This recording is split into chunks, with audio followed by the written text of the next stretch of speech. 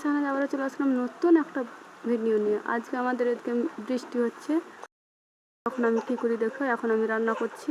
আজকে আমার মায়ের শরীরটা অসুস্থতার জন্য তেল দিয়ে দিচ্ছি। আজকে করবো চিকেন রান্না। চলো এখন দেখতে থাকি। পেঁয়াজ দিয়ে দিয়েছি। চলো আমি কীভাবে মাংস রান্না করি আজকে তোমাদের দেখাবো। পেঁয়াজটি লাল হতে লেগেছে। কিছু মশলাপাতি দিয়ে দিয়েছি, টমেটো দিয়ে দিয়েছি। ভালোভাবে কষিয়ে নিই মাংসটাকে। চলো আবার যে এখন আরও জোরে বৃষ্টি এলো।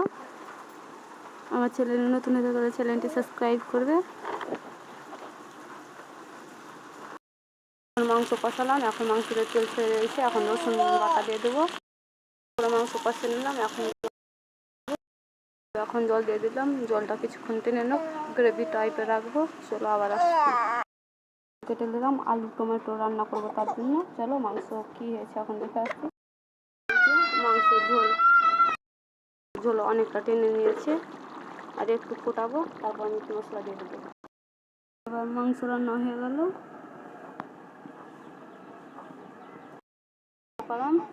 চলো কতক্ষণে হয় এবার। এখনো বৃষ্টি হচ্ছে।